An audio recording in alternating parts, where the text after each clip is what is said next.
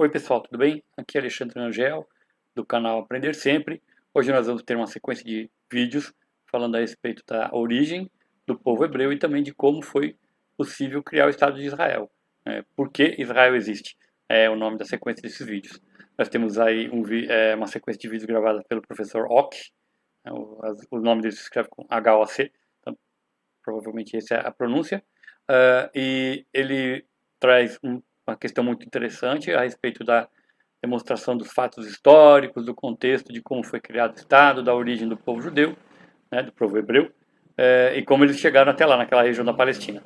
Mas ele fala que nas suas análises ele deixa de lado a ideologia e fala apenas os fatos. Na verdade, a gente tem que atentar para o fato de que ele escolhe um viés ideológico para fazer as suas análises.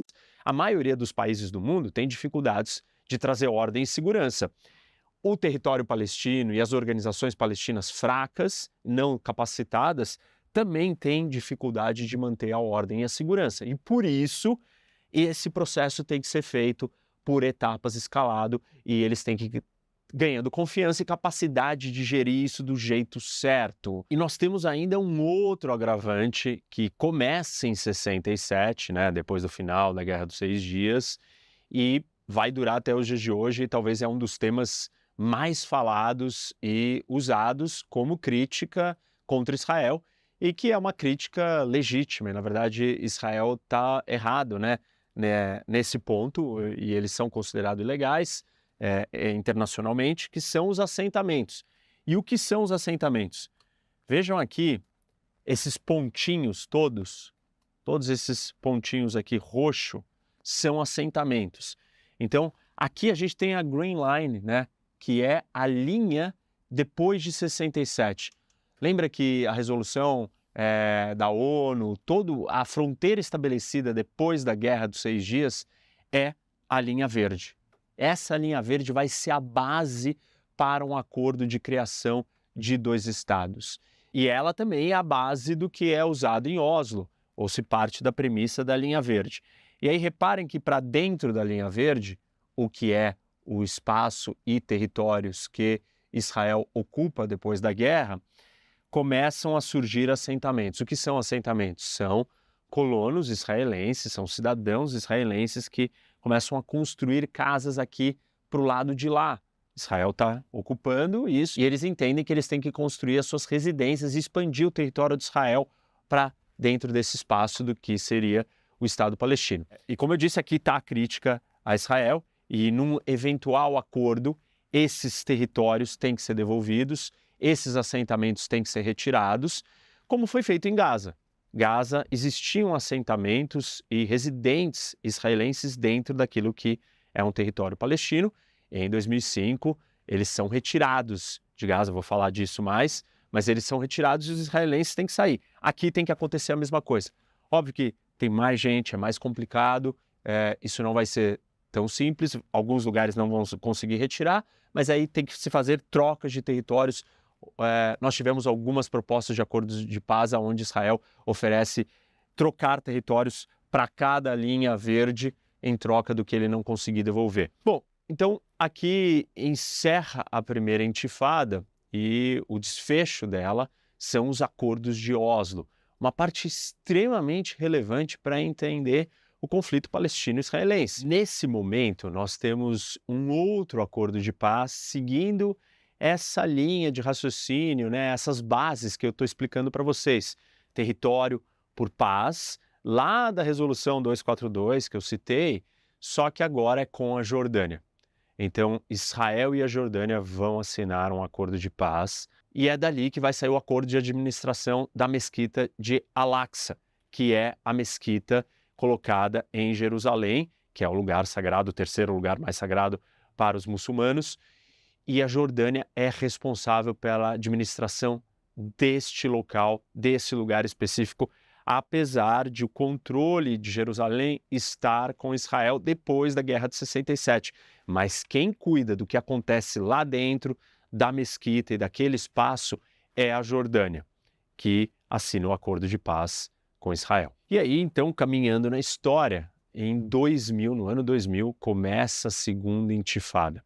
e ela vai durar até 2005. A segunda intifada ela é um produto desse processo não solucionado, da situação sem os dois estados, sem um acordo de paz, sem o cessar da violência, sem chegar em consensos sobre a gestão do território, sobre os temas de segurança, sobre as dificuldades todas para ter um acordo, sobre o uso da violência, sobre a questão dos assentamentos que eu mostrei para vocês, sobre a divisão de Jerusalém, sobre a questão do retorno de palestinos, sobre a desmilitarização, enfim.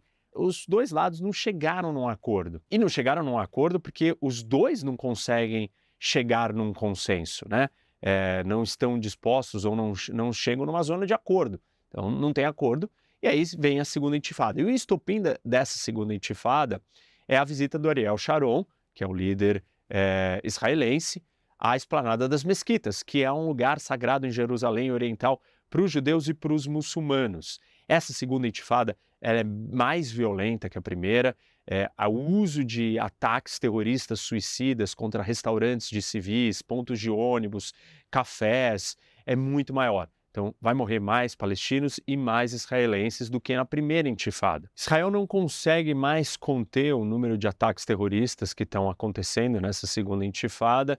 E aí, uma das soluções imaginadas e que vão ser implementadas é a construção de um muro, de uma fronteira física que separa Israel dos territórios palestinos.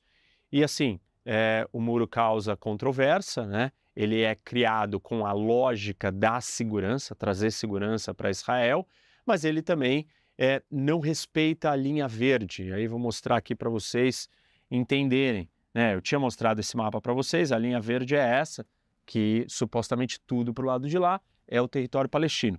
E tudo em vermelho é o muro. Então, reparem que o muro segue em alguns pedaços a linha verde e outros ele entra para dentro. E por que ele entra para dentro?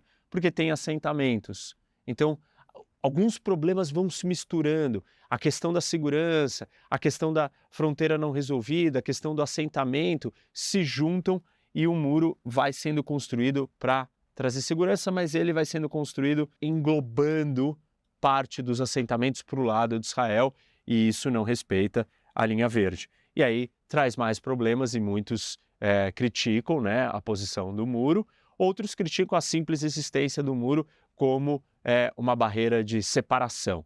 Mas é um muro de fronteira, não tem por que ter um problema em você construir um muro para separar duas fronteiras. O problema está onde o muro é construído e isso também vai ser uma discussão, óbvio, com o tema dos assentamentos, num acordo de paz a ser negociado. Em 2005, a intifada vai perder força, né? As partes se desgastam, você tem a construção do muro e tal.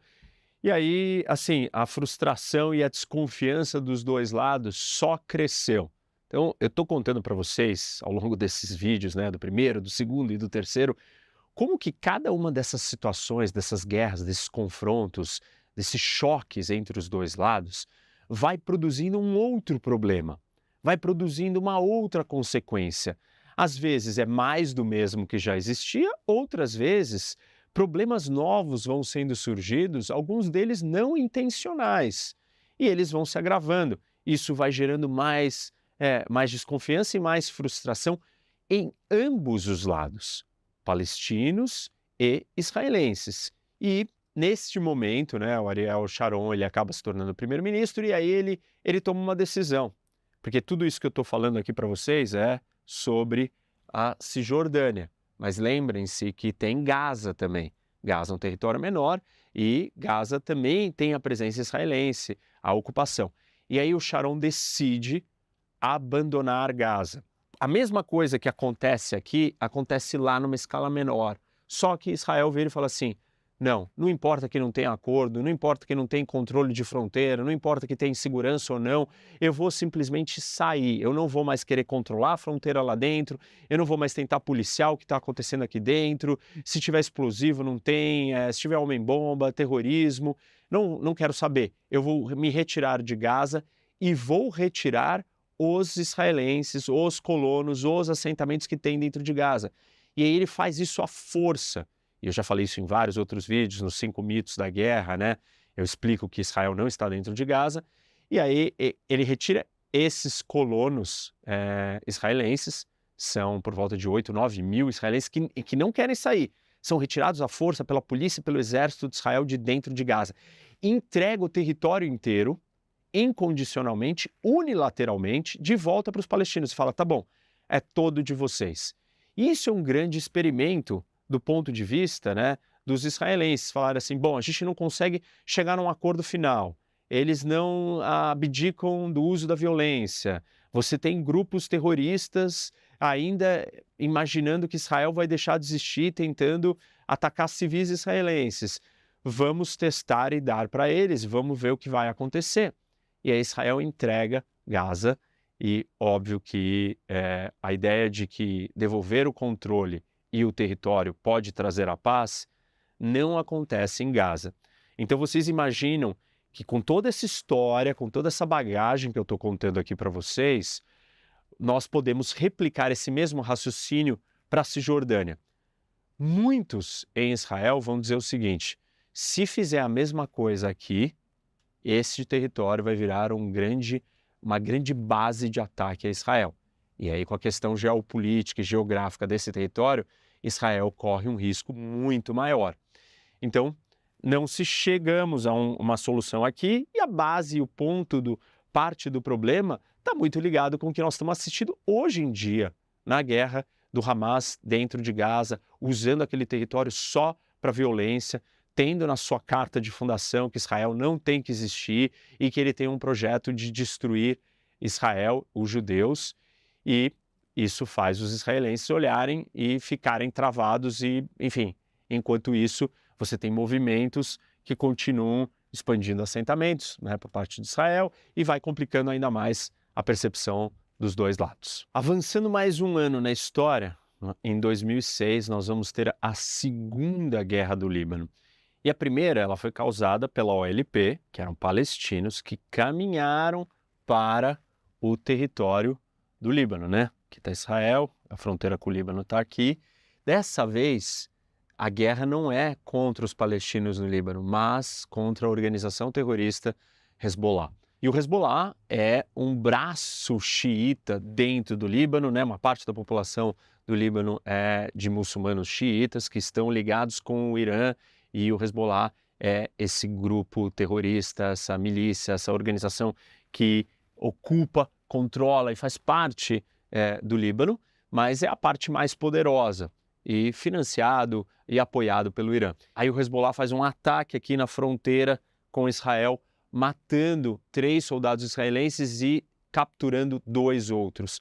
Israel responde, esse conflito dura um pouco mais de 30 dias, é um conflito intenso, Israel bombardeia muitas áreas do Hezbollah dentro do país, causa um estrago, né, para o Líbano e para o Hezbollah, acaba fazendo uma invasão terrestre limitada aqui no sul para garantir que o Hezbollah não tenha capacidade de atacar, né, porque ele tem posições colocadas aqui no sul mais próximos da fronteira, com seus mísseis, seus foguetes, conseguem chegar às cidades israelenses.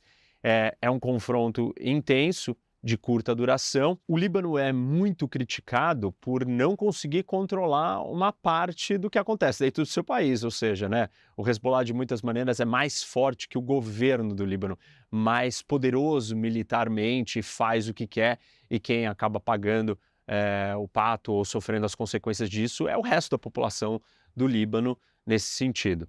E dentro de Israel tem um debate intenso, profundo, sobre a eficácia da operação e a capacidade de lidar com o Hezbollah e ter sido bem sucedido ou não essa guerra.